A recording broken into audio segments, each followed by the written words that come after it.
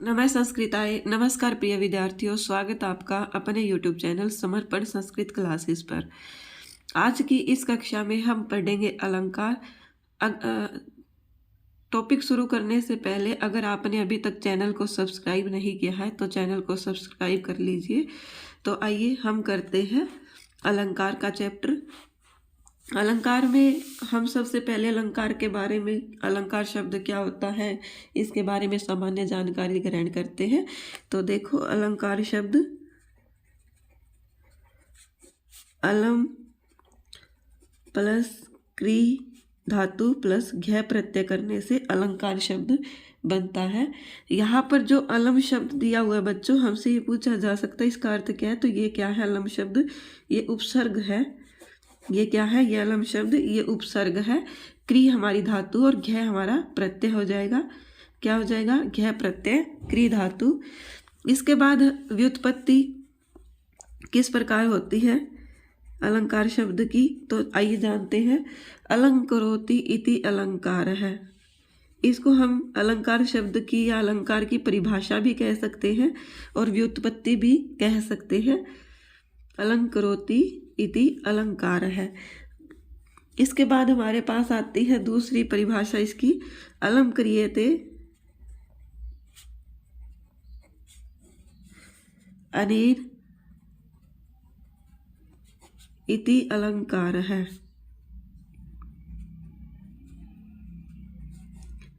अलम क्रियते अनेन इति अलंकार है। क्या करता है कि अलम करोति अर्थात जो सुशोभित करता है, इति ऐसा अलंकार अलंकार है। अलम क्रियते अनेन इति अर्थात जिसके द्वारा अलंकृत किया जाता है, सुशोभित किया जाता है, वह क्या है? अलंकार है। अलंकार हम उनको कहते हैं जैसे जो महिलाएं होती हैं वो स्वयं को सजाने के लिए, सुंदर दिखने के लिए आभूषणों का प्रयोग करती है। तो इसी प्रकार जो कवि लोग होते हैं, लेखक लोग होते हैं, वो अपनी रचनाओं में, कविताओं में, श्लोकों को लिखने के लिए अलंकारों का प्रयोग करते हैं, जिससे उनके जो काव्य है उनमें क्या हो जाती है? सुंदरता आ जाती है, वो सुशोभित होने लगते हैं। उनका जो काव्य होता है वो, उनको ही हम अलंकार कहते हैं। अलंकार शब्द के भेद अलंकार के भेद। अलंकार को 3 भागों में बांटा गया है। कौन कौन से? शब्दालंकार,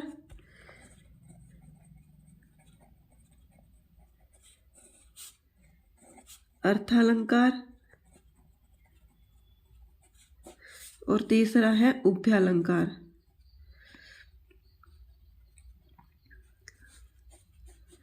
उभयालंकार में हमारा एकमात्र अलंकार आता है सलेश अलंकार, जो हमारा क्या है? उभयालंकार में होता है।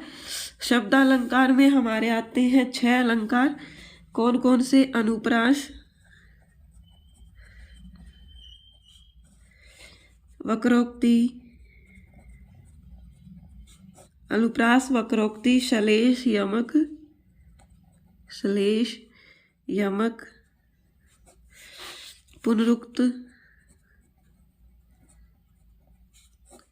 और इसके बाद है चित्रालंकार। ये हमारे टोटल 6, 1 2 3 4 5 6, ये हमारे टोटल 6 अलंकार इसमें आते हैं शब्दालंकार में। अनुप्रास, वक्रोक्ति, श्लेष, यमक, पुनरुक्ति और चित्रालंकार। शेष जो बच गए बच्चों, वो सभी अलंकार किस में आते हैं? अर्थालंकार में। और हमारा जो श्लेष अलंकार है वो क्या है? श्लेष अलंकार इसमें भी आएगा और इसमें भी आएगा। तो इस प्रकार ये हमारा उभयालंकार हो जाएगा, श्लेष अलंकार। अलंकारों का सबसे पहले प्रयोग किया था भरत मुनि जी ने। सर्वप्रथम प्रयोग भरत मुनि ने कितने अलंकार माने हैं? ये हमसे प्रश्न पूछा जा सकता है। तो इन्होंने 4 अलंकार माने हैं। अलंकार कौन कौन से माने हैं? उपमा, रूपक, दीपक और 4th है यमक। तीन को तो हम इसी प्रकार याद रख सकते हैं, जैसे दीपक, यमक, रूपक, सेम सेम साउंड। और एक क्या माना है, उपमा अलंकार, ये किन्होंने माने हैं, भरत मुनि जी ने। इनके ये 4 अलंकार हमसे पूछ लिए जा सकते हैं, या फिर इनमें से 3 दे दिए जाएंगे और एक कोई अन्य दे दिया जाएगा और पूछा जाएगा कि भरत मुनि ने कौन सा अलंकार नहीं माना है। तो इस प्रकार हमें इसको याद रखना है। अलंकारों का जनक भामह को कहा जाता है बच्चों। अलंकारों का जनक किसको कहा जाता है, भामह को, जनक भामह जी को कहा जाता है।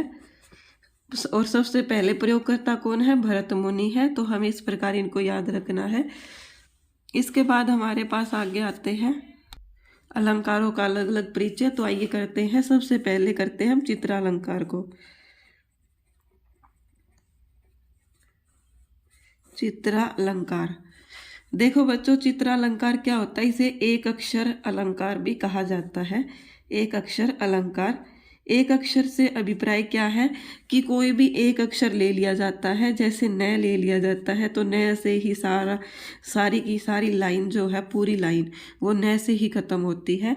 जैसे एक एग्जांपल देखो, न, नो, नू, न, नो, इस प्रकार जो, इसी प्रकार आगे है द, दो, द, दो, द, दो, इस तरह की अगर हमें कहीं भी लाइन दिखाई दे जाए, मतलब सेम, किसी भी श्लोक में सेम लाइन, सेम अक्षर, एक ही अक्षर, द, द, द, द, न, न, न, न, च, च, च, च, च, प, प, प, इस प्रकार, या फिर मैं, इस प्रकार वो एक अक्षर अलंकार क्या होगा, हमारा चित्रालंकार हो जाएगा। हम उसको देखते ही पहचान लेंगे कि इसमें से चित्रालंकार, ये चित्रालंकार का एग्जाम्पल है या फिर किसी और का एग्जाम्पल है।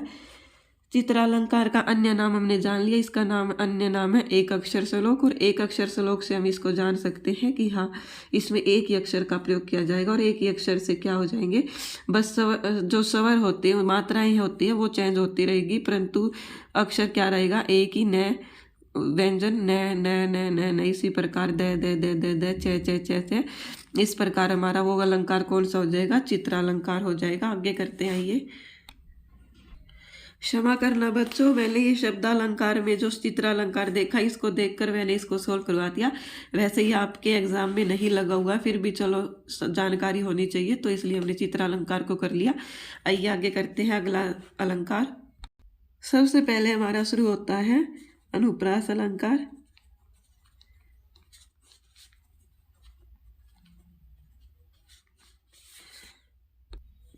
अनुप्रास अलंकार की परिभाषा है, क्या है, अनुप्रास है शब्द साम्यम,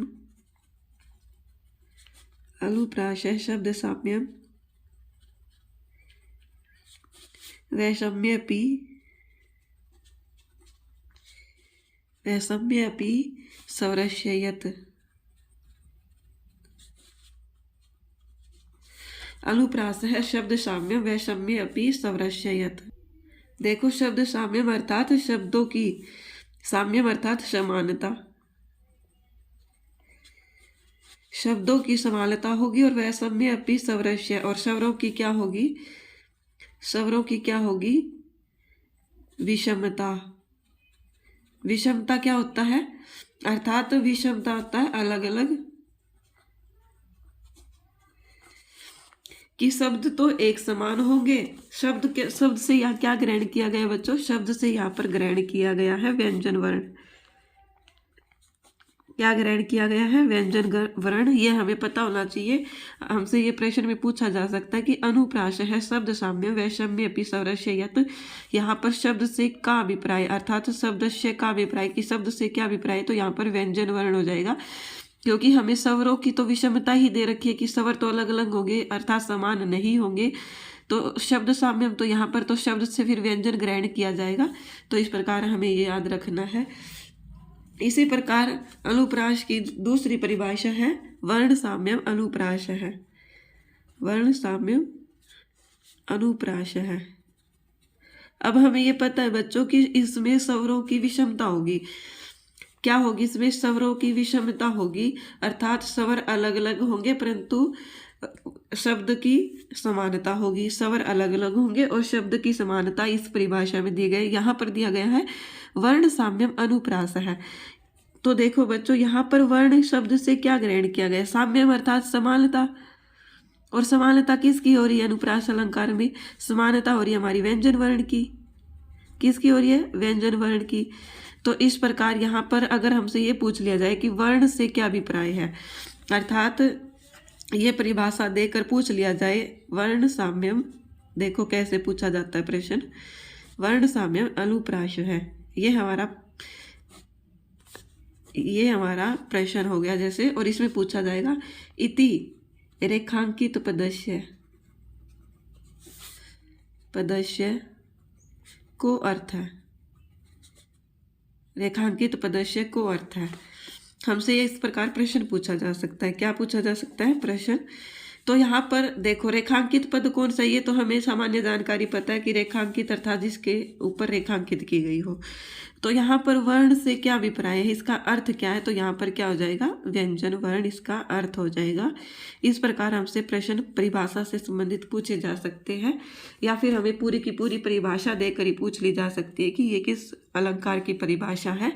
तो इस प्रकार हमें पता होना चाहिए। और हमें सिर्फ इनकी परिभाषा को ही नहीं रटना है बच्चों, हमें ये भी जानकारी होनी चाहिए कि अनुप्रास अलंकार होगा वहाँ पर व्यंजन वर्णों की समानता होगी। जैसे हमने चित्र अलंकार में पढ़ा था कि उसमें सभी में एक अक्षर होगी, इसी प्रकार अनुप्रास अलंकार में क्या होगा? अनुप्रास अलंकार में व्यंजन वर्ण तो समान होंगे, परंतु जो स्वर वर्ण है उनकी विषमता पाई जाएगी, अर्थात वो अलग अलग होंगे। तो आइए एक एग्जाम्पल देखते हैं। देखो, ततो मृगेन्द्रस्य मृगेन्द्रगामी वदाए वदस्य, क्या है? वदाए वद्यस्य वद्यस्य शरम शरणम। यहाँ पर देखो बच्चों, मृगेंद्र और मृगेंद्र सेम वर्ड है। क्या है? मृगेंद्र मृगेंद्र। यहाँ पर क्या आ गया? बीच में व्यवधान आ गया है। देखो बच्चों, अगर इसमें व्यवधान अर्थात बीच में कोई ना कोई अक्षर आ गया है, इसी प्रकार ये देखो यहाँ पर शर्म शब्द है परंतु यहाँ पर शरण्यम शब्द है। तो यहाँ पर क्या कहा गया है कि अक्षर समान होने चाहिए। यहाँ पर भी मैं समान है, गे समान है, द्र समान है, श समान है, श समान है, र समान है, र समान है। इस प्रकार हमारे अक्षर अर्थात व्यंजन वर्ण समान होने चाहिए। मात्रा चाहे अर्थात स्वर चाहे कैसे भी लिखा अर्थात भिन्न भिन्न होगा। तो यहाँ पर क्या है, हमें ये जानना आवश्यक है कि व्यवधान अभी हमने जाना कि बीच में कोई भी अक्षर आ जाना, किसी जैसे यहाँ पर मृगेंद्र के बीच में अक्षर आ गए तो इसको व्यवधान बोलते हैं। और व्यवधान के साथ को क्या कहते हैं? अनुप्रास। और यदि क्या हो? व्यवधान न आए, क्या न आए? व्यवधान ना आए, तो वो क्या हो जाएगा? हमारा यमक अलंकार हो जाएगा। यमक अलंकार हम आगे समझेंगे क्या हो जाएगा, हमारा यमक अलंकार हो जाएगा। जैसे अगर यहाँ पर ततो मृगेंद्र हो जाता तो यहाँ पर यमक अलंकार हो जाता, परंतु यहाँ पर मृगेंद्र है तो यहाँ पर क्या हो गया? अनुप्रास अलंकार हमारा हो गया है। अनुप्रास अलंकार के भेद बच्चों, अनुप्रास अलंकार के 5 भेद है।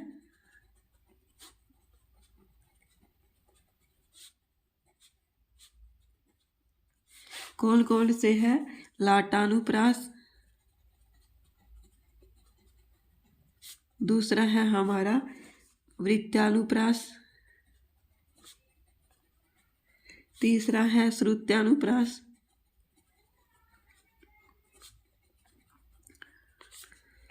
चौथा है हमारा छेकानुप्रास, और 5वां है हमारा अंत्यानुप्रास।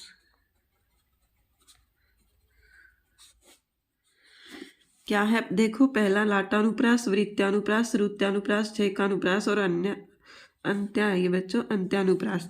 इनकी हमें डेफिनेशन समझने की आप कोई ज़रूरत नहीं है, वैसे भी कहीं भी दे भी नहीं रखी इतनी इनके बारे में। तो आइए हम करते हैं अगला अलंकार। अगला है हमारा यमक अलंकार। यमक अलंकार की परिभाषा है सत्य अर्थे पृथक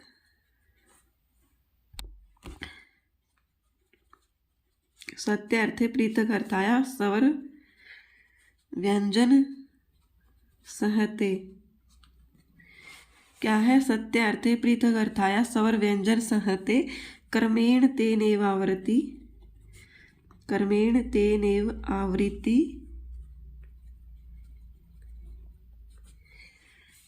यमकम विनिगद्यते। क्या है? यमकम विनिगद्यते। सत्य अर्थे पृथक अर्थाया स्वर व्यंजनम सहते क्रमेण तेन एव आवृत्ति ही यमकम विनिगद्यते। विनिगद्यते होता है कहा जाता है। क्या होता है? कहा जाता है। यमकम यमक कहा जाता है। किसको कहा जाता है? सत्य अर्थे पृथक अर्थाया स्वर व्यंजन सहते। स्वर व्यंजन सहते अर्थात मिलकर के, सहते अर्थात मिलकर या जुड़कर, स्वर और व्यंजन को साथ में जोड़ करके। सत्य अर्थे अर्थात क्या है? सत्य अर्थे अर्थात दोनों पद सार्थक और पृथक अर्थाया अर्थात कि भिन्न भिन्न अर्थ वाले भी, और क्रमेण तेन आवृत्ति और क्रमेण क्रम से। क्या है? क्रमेण क्रम से तेन आवृत्ति, तेन एव उन दोनों की आवृत्ति होती है। आवृत्ति अर्थात आना। जैसे एक श्लोक का एग्जाम्पल उदाहरण देखो बच्चों। नव पलाश पलाश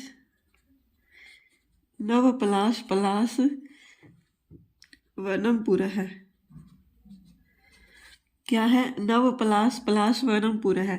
अब देखो बच्चों, यहाँ पर पलाश शब्द आया और पलाश शब्द आया। इसमें क्या कहा गया है कि ये इनकी विशेषता क्या है बच्चों? पलाश की कि ये दोनों पद सार्थक भी हो सकते हैं। पलाश ये दोनों पद निरर्थक भी हो सकते हैं, अर्थात इनका कोई अर्थ भी नहीं होता। और इनका सार्थक अर्थात ये अर्थ के से युक्त भी हो सकते हैं। और इनका ये भी हो सकता है कि एक पलाश तो अर्थ सहित हो और एक हो निरर्थक।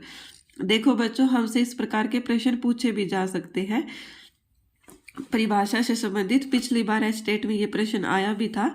अब प्रीवियस ईयर का एग्जाम उठा के देखना, उसमें पूछ रखा है यमक अलंकार से संबंधित कि कौन सा कथन सही नहीं है। तो उसमें पूछ रखा था कि सत्य अर्थे पृथक अर्थाया, इसी प्रकार दूसरी लाइन में क्रमेण तेन आवर्ती, इसी प्रकार एक पद निरर्थक दूसरा सार्थक, इस प्रकार के ऑप्शन दिए हुए थे।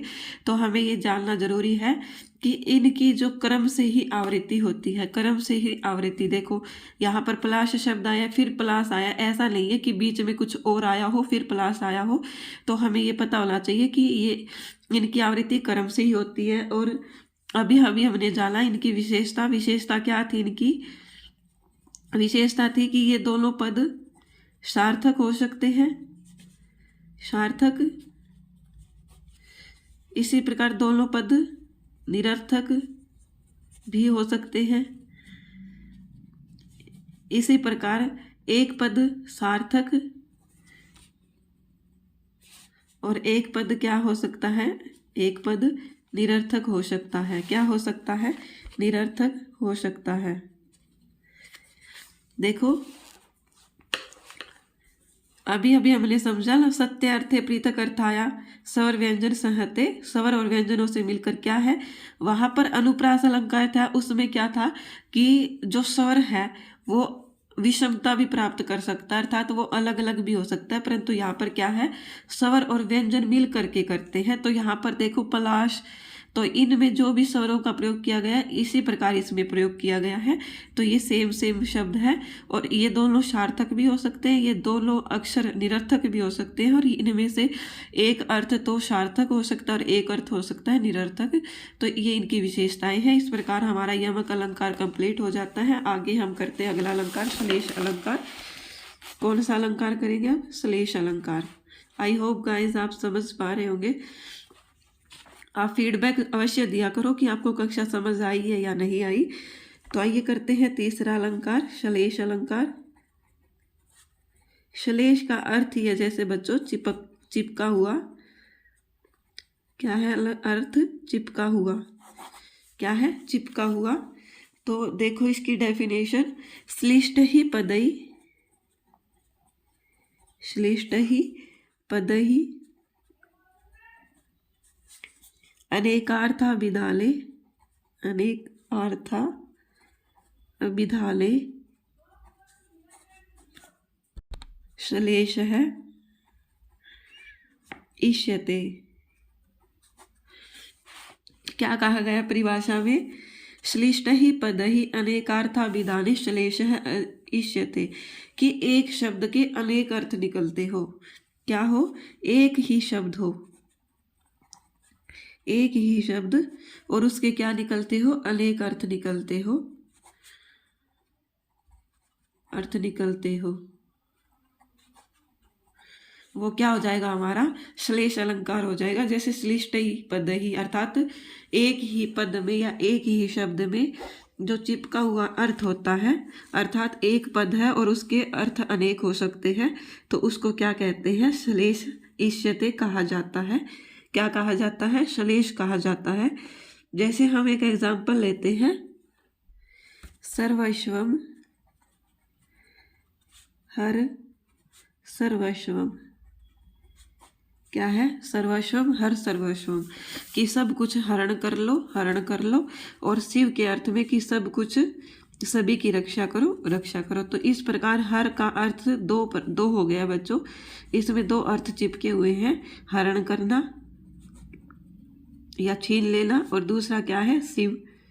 शिव को भी हर, अर्थात जैसे हर हर महादेव बोलते हैं, इस प्रकार यहाँ पर हर शब्द से दो अर्थ ग्रहण किए गए हैं, कि हरण करना, छीन लेना या शिव। इस प्रकार हमें ये शिव अर्थात कल्याण शिव का अर्थ होता है कल्याण करने वाला या कल्याणकारी। तो इस प्रकार हमें ये याद रखने हैं कि श्लेष अलंकार वह होता है। हमें ज़्यादातर हमसे एग्जाम पे इनकी परिभाषा से संबंधित ही प्रश्न आते हैं। इनके एग्जाम्पल हमें नहीं दिए जाते। एग्जाम्पल हमें ज़्यादातर अर्थ अलंकार के जो अलंकार होते हैं उनसे पूछे जाते हैं। तो श्लेष अलंकार में हमने परिभाषा समझ ली कि श्लिष्टहि पदे अर्थात श्लिष्ट अर्थात चिपका हुआ। अगर हमें इस प्रकार इसकी परिभाषा नहीं याद रहती है तो श्लेष और श्लिष्ट सेम सी है, सेम ही इसमें अक्षर दिए गए हैं। तो इस प्रकार हम इस परिभाषा को याद रख सकते हैं। श्लिष्टहि पदहि अनेकार्था विदाने श्लेषः इष्यते। इस प्रकार हमें इसको याद रखना है। आगे हमारे पास अलंकार आता है। अब आता है हमारा उपमा अलंकार।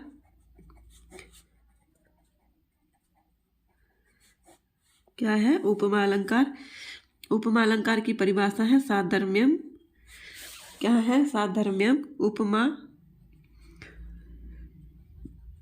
साधर्म्यम उपमा अर्थात समान, साधर्म्यम अर्थात समान विशेषता ही उपमा है। समान विशेषता ही क्या है? उपमा है। इसी प्रकार दूसरी डेफिनेशन है प्रस्फुटम। प्रस्फुटम सुंदरम साम्यम।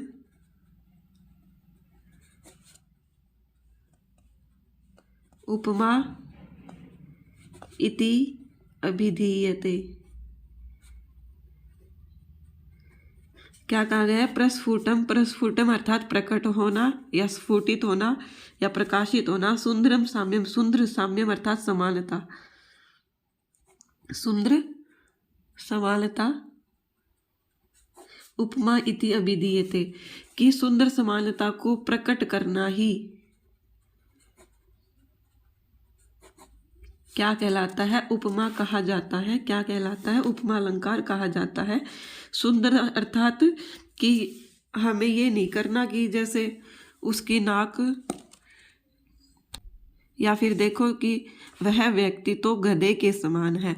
अगर हम इस प्रकार की किसी के साथ समानता करते हैं कि वह व्यक्ति गधे के समान है, तो वह क्या हो जाएगी? वह उपमा नहीं कही जाएगी, क्योंकि हमारी उपमा क्या होती है? सुंदर समानता ही होती है कि उसका मुख चंद्र के समान है, या फिर वह तो हीरे मोती के समान है, वह कमल के जैसा मुख वाली है। तो इस प्रकार हमारी सुंदर उपमा ही, अर्थात किसी से सुंदर समानता करना ही या किसी से समान विशेषता ही क्या है? हमारी उपमा कहलाती है। किसी से तुच्छ या फिर घृणा वाली या फिर बुरी जो हम समानता करते हैं किसी से कि वह तो गधे के समान है, वह तो सूअर के समान है, वह तो सारा दिन खाता रहता है, तो हम किसी का भी नाम अर्थात जो व्यक्ति बुरा हो, बुरे व्यक्ति के साथ उपमा नहीं की जा सकती। उपमा क्या होती है, हमारी सुंदर ही होती है, अर्थात हम सुंदर समानता को ही प्रकट करते हैं, जिसे ही हम क्या कहते हैं, उपमा कहते हैं। क्या कहते हैं, उपमा कहते हैं। उपमा के भेद कितने हैं बच्चों? उपमा के भेद हमारे होते हैं दो, पूर्ण उपमा और लुप्त उपमा। क्या है? पूर्ण उपमा और लुप्त उपमा। उपमा के भेद पूर्ण उपमा और लुप्त उपमा। पूर्ण उपमा अर्थात देखो, उपमा के 4 अंग माने गए हैं। कितने अंग माने गए हैं? उपमा के 4 अंग या तत्व भी बोल सकते हैं इनको। उपमा के 4 अंग या फिर तत्व भी इनको बोल सकते हैं। वो कौन कौन से हैं? उपमानवाचक, सबसे पहले है साधारण धर्म। क्या है? साधारण धर्म। दूसरा है हमारे पास, देखो सबसे पहले हमारे पास है उपमान। दूसरा है हमारे पास उपमेय। तीसरा है साधारण धर्म और चौथा है वाचक शब्द। उपमान क्या होता है? उपमान हमारा होता है, क्या होता है? उपमान अर्थात समान की, जिससे समानता की जाती है। क्या है? जिससे हमारी समानता की जाती है, जिससे समानता की जाती हो, वो क्या हो जाएगा? उपमान शब्द हो जाएगा। अर्थात उपमान जिससे समानता की जाती हो। उपमान हमारा एक ही होता है, विशेष, किसी विशेष के लिए प्रयोग किया जाता है उपमान। जैसे हम अब मान लीजिए एग्जाम्पल देखिए कि तुम्हारा मुख चंद्रमा के समान है। क्या है? तुम्हारा मुख चंद्रमा के समान है। मुख चंद्रमा के समान है। क्या है? तुम्हारा मुख चंद्रमा के समान है। तो यहाँ पर देखो बच्चों, जो चंद्रमा है वो हमारा क्या है? उपमान। क्या है? उपमान। उपमान किस प्रकार पता लगा? अब ये बताओ बच्चों, इस वाक्य को देखने पर हमें ये कैसे पता लग रहा है कि कोई विशेष वस्तु या फिर कोई एक ही वस्तु ये चंद्रमा है? तो देखो, हमारा जो चंद्रमा है सिर्फ एक ही है। इसी प्रकार सूर्य, या फिर हम किसी सिंगर में ले सकते हैं, लता मंगेशकर, कि लता मंगेशकर तो विशेष हो जाएंगे। और हम अगर जैसे मान लीजिए कोई लड़की सुंदर गा रही है, तो हम उसको ये कह सकते हैं कि वह लड़की लता मंगेशकर की तरह गाती है, परंतु हम उसको ये नहीं कह सकते कि वह लता मंगेशकर उस लड़की की तरह गाती है, ऐसा हम नहीं कह सकते। तो इस प्रकार हमारा जो, अर्थात हम ये भी कह सकते हैं, जैसे मान लीजिए मैंने कहा कि उसका मुख चंद्रमा के समान है।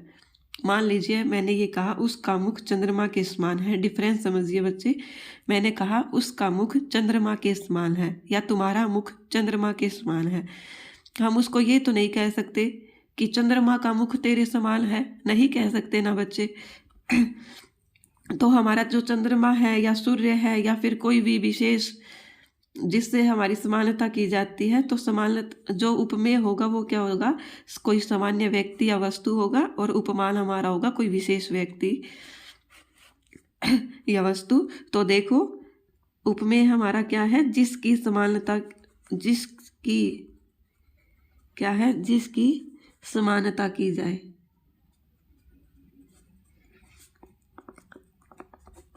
जिसकी समानता की जाए, ये हमारा कौन हो जाएगा?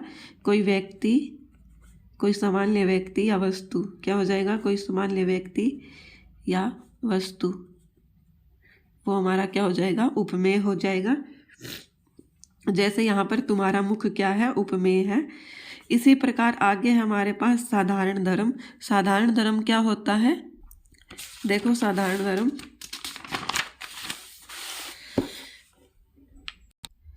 साधारण धर्म होता है बच्चों,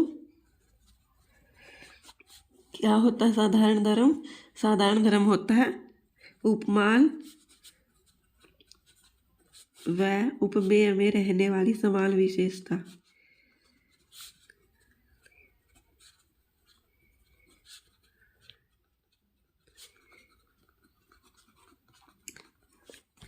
क्या है साधारण धर्म? क्या होता है? उपमान व उपमेय में रहने वाली समान या समान विशेषता क्या हो जाएगी हमारी?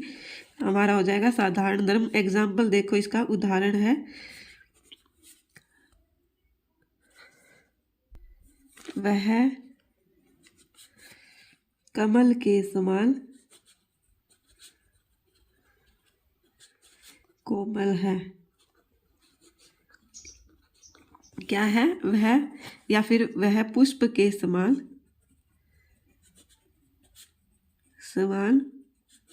कोमल है। तो ये देखो बच्चों, यहाँ पर वह हो गया हमारा कौन? उपमेय, कोई सामान्य व्यक्ति। पुष्प हो गया विशेष,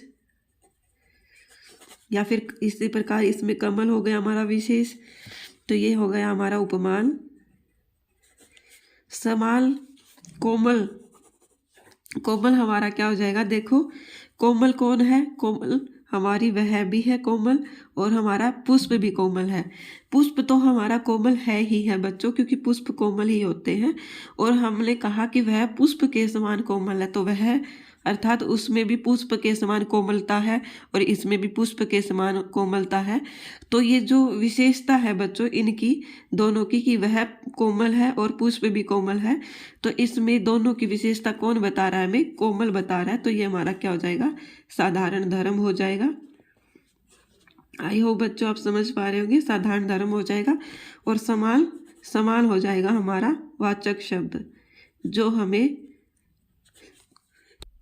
जैसे हमारे वाचक शब्द हमारे ईव शब्द संस्कृत में ईव का प्रयोग किया जाता है, हिंदी में हम समान लिख सकते हैं। तो ये हमारा वाचक शब्द हो जाएगा ईव। उपमा में वाचक शब्द केवल एक ही है बच्चों। उपमा का वाचक शब्द केवल एक ही है, ईव हमारा वाचक शब्द उपमा का। अगर कहीं भी ईव दिखे और हमें, ईव हमारा जैसे बच्चों उत्प्रेक्षा अलंकार में भी होता है, और ईव हमारा उपमा अलंकार में भी होता है। क्या है? ईव हमारा उत्प्रेक्षा अलंकार में भी होता है और ईव हमारा उपमा अलंकार में भी होता है। तो हम इसको कैसे पहचानेंगे, उत्प्रेक्षा अलंकार है या फिर उपमा अलंकार? देखो बच्चों, यदि हमारा उपमा अलंकार होगा तो वो क्या होगा? संज्ञा शब्द के साथ प्रयोग किया जाएगा। पहले संज्ञा शब्द होगा, उसके बाद ईव का प्रयोग किया जाएगा, वो हमारा उपमा अलंकार हो जाएगा। परंतु यदि कोई पहले मूल धातु,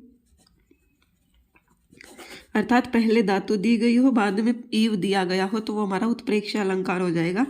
जैसे लिंप एक धातु होती है, तो हम लिंपतीव पढ़े तो ये क्या हो जाएगा? हमारा उत्प्रेक्षा अलंकार। और संज्ञा शब्द के साथ उपमा अलंकार होता है। इस प्रकार हमें इनका डिफरेंस समझना है। देखो बच्चों, हमने पहले देखा था कि हमारी जो उपमा है वो दो प्रकार की है। कौन कौन सी? पूर्णोपमा और लुप्तोपमा। क्या है? पूर्णोपमा और लुप्तोपमा। लुप्त होता है, जैसे अभी अभी हमने इनके 4 अंगों के बारे में, 4 तत्वों के बारे में जाना। तो पूर्णोपमा बच्चों वह होती है जिसमें चारों तत्व, क्या है?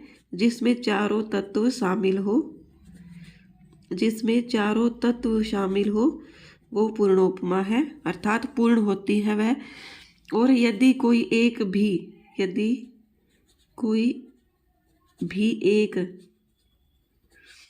उसमें न हो, वह क्या हो जाएगी? लुप्तोपमा।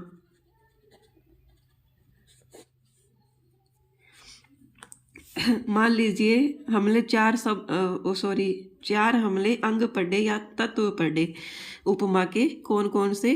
पहला हमने पढ़ा उपमान, दूसरा हमने पढ़ा उपमेय, तीसरा हमने पढ़ा तीसरा हमने पढ़ा साधारण धर्म और चौथा हमने पढ़ा वाचक शब्द। यदि चारों के चारों इसके अंदर है तो वो हमारी पूर्णोपमा हो जाएगी। और यदि चारों में से जैसे उपमान उपमेय तो रहता ही रहता है, और उनमें से यदि कोई साधारण धर्म या वाचक शब्द नहीं दिया हुआ हो तो वो हमारा क्या हो जाएगा, लुप्तोपमा अलंकार हो जाएगा। क्या हो जाएगा, लुप्तोपमा अलंकार हो जाएगा।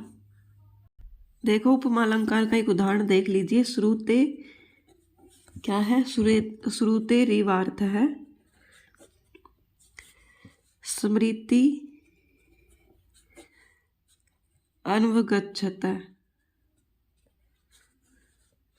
श्रुतेर इव, श्रुत अर्थात वेद। श्रुत क्या होता है, वेदों को कहा जाता है, श्रुति वेदों को। इव, इव हमारा क्या है, वाचक शब्द है। तो यहाँ पर क्या हो जाएगा, श्रुत वेद, वेद क्या होता है, संज्ञा होता है, और इव यहाँ पर तो संज्ञा के साथ इव आने पर यह हमारा क्या हो जाएगा, उपमा अलंकार हो जाएगा। क्या हो जाएगा, उपमा अलंकार हो जाएगा। आई होप बच्चों आपको उपमा अलंकार समझ में आ गया होगा। एक बार रिवीजन कर लेते हैं। उपमा अलंकार होते हैं साधर्म्यम उपमा, अर्थात समान विशेषता वाले ही उपमा कहलाते हैं। और उपमा के भेद किए थे हमने, पूर्णोपमा और लुप्तोपमा। फिर हमने उपमा के 4 तत्व जाने थे। तो उपमा में, जिस उपमा में चारों तत्व विद्यमान होंगे वो हमारी पूर्णोपमा हो जाएंगी, और यदि कोई एक भी तत्व गायब हो गया उसमें से तो हमारी लुप्तोपमा कही जाएगी। और हमारे 4 तत्व कौन कौन से थे, उपमान, उपमेय, साधारण धर्म और वाचक शब्द हमारे 4 क्या थे, 4 तत्व थे उपमा के, या 4 अंग थे। इस प्रकार हमसे प्रश्न में पूछा जा सकता है कि उपमा के 4 अंग कौन कौन से हैं, या कितने अंग होते हैं, या कितने तत्व होते हैं। तो ये हमें पता होना चाहिए। इसके बाद हमारे पास अलंकार आता है अर्थांतर न्यास अलंकार। कौन सा अलंकार, अर्थांतर न्यास अलंकार।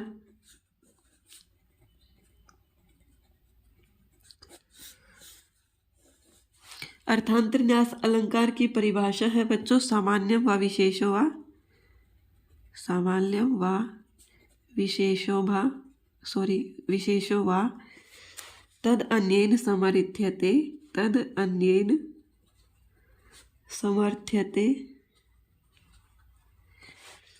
यत तु सो अर्थांतर न्यास है।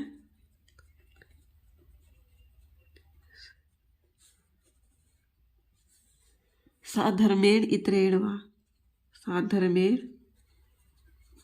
इतरेण वा।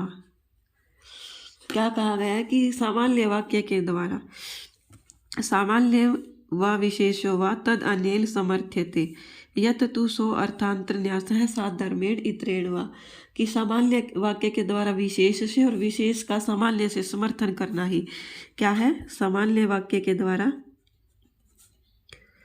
वाक्य के द्वारा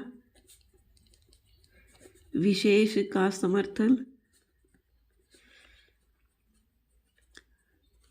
और विशेष वाक्य के द्वारा सामान्य का समर्थन करना ही, समर्थन करना ही क्या कहलाता है, अर्थांतर न्यास अलंकार कहलाता है। क्या कहलाता है, अर्थांतर न्यास अलंकार। अर्थांतर न्यास अलंकार कौन सा होता है बच्चों, जैसे हमने सभी जो हमने साहित्य में पढ़ा है उसमें आपने सूक्तियों का नाम तो सुना ही होगा।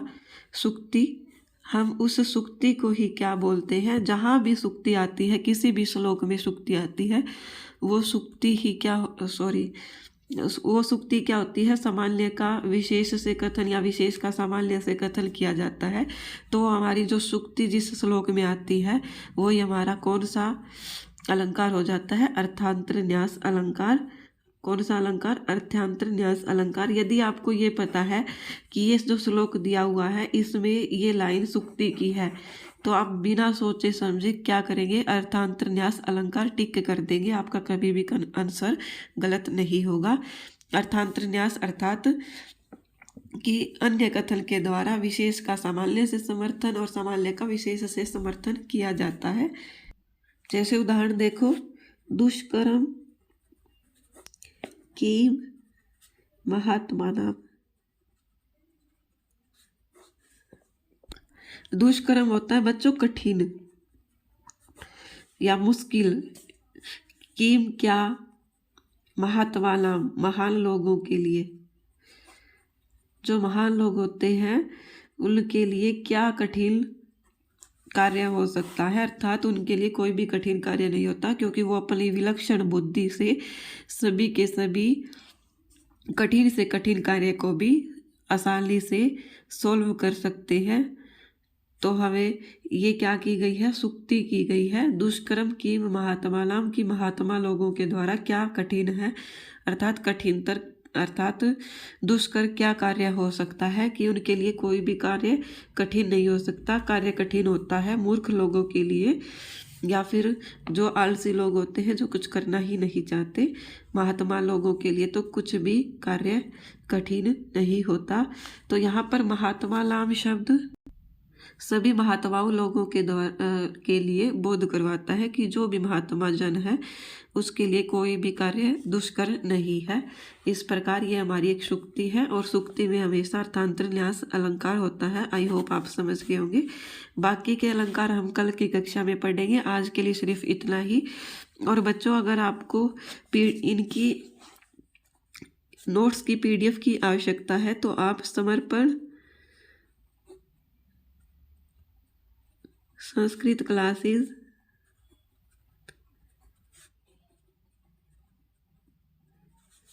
टेलीग्राम चैनल को ज्वाइन कर लीजिए। क्या है, समर्पण संस्कृत क्लासेस टेलीग्राम चैनल है, उसको आप ज्वाइन कर लीजिए। और अगर आपको समर्पण संस्कृत क्लासेस लिखने से टेलीग्राम चैनल नहीं मिलता है तो आप यूट्यूब के फ्रंट पेज पर जा कर के वहाँ पर टेलीग्राम का लिंक दिया हुआ है, वहाँ से भी आप उसको ज्वाइन कर सकते हैं। आज की कक्षा सिर्फ इतनी ही। अगर कक्षा पसंद आई हो तो कक्षा को ज़्यादा से ज़्यादा शेयर करें, कमेंट करके अवश्य बताएं कि आपको कक्षा कैसी लगी। धन्यवाद।